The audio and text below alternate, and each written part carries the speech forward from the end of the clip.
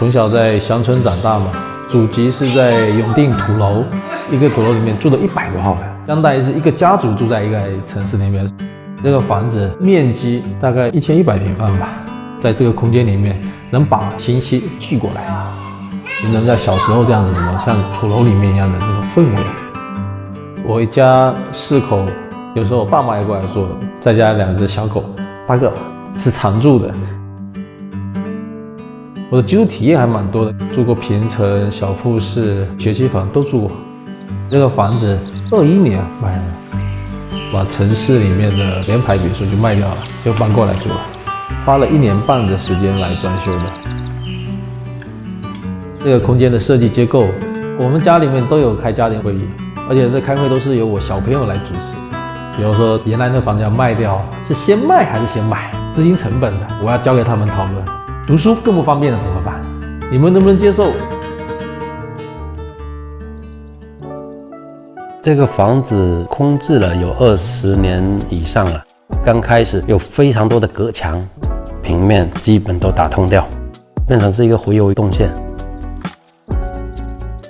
核心筒是整个房子的一个中轴，插着电梯形成了大家聚集的那个地方嘛。核心筒这个概念呢，又回到我刚才说的，在土楼外面一圈，中间会有一个学堂，主轴把布局展开。1楼、2楼它又完全是个开放的，第一层沿着花园的咖啡吧，有音乐工作室，还有茶室。原来这个地方是一个车库，改成了一个咖啡厅，这个公共空间也就在核心筒边上。它就像一个小社区一样，黑白灰作为一个基调，点缀一些木头的颜色。1楼、2楼的这种动线让它比较自由，这是公共空间的部分嘛，留白很多。3楼、4楼其实是属于住家的部分，在这个地方自然本身就是主角，有了很多很大面积的玻璃，让视线变得很没有界限。很多窗户打大了，把外面的景借过来，应该有50个吧。我还考虑到节能，设计窗户的时候形成对流。我们做了一个负压，夏天最高峰的时候电费也没有超过2000块钱，冬天就是几百块钱吧。这个房间的保温性很好。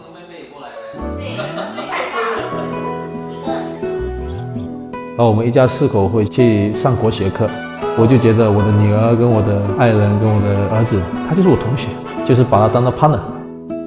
女儿有时候会去追星，那我们保证了安全的情况下，我们给他出谋划策。他要做一个电竞房，那我说可以，预算多少你自己倒腾。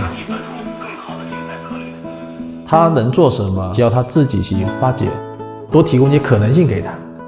现在很多房子是什么，其实以大人为需求。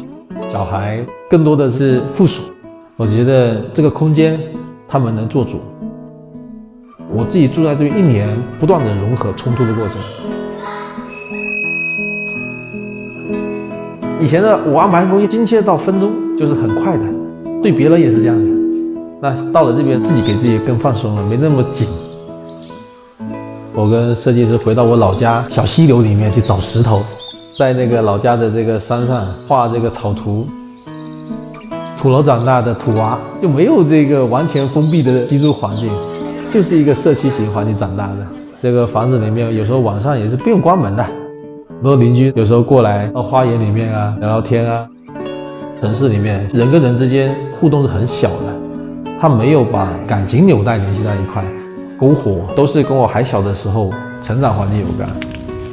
再过10几年、20年，我老了，孙子跟孙女他在花里面玩的时候，他就跟我还小的年代就链接在一块了。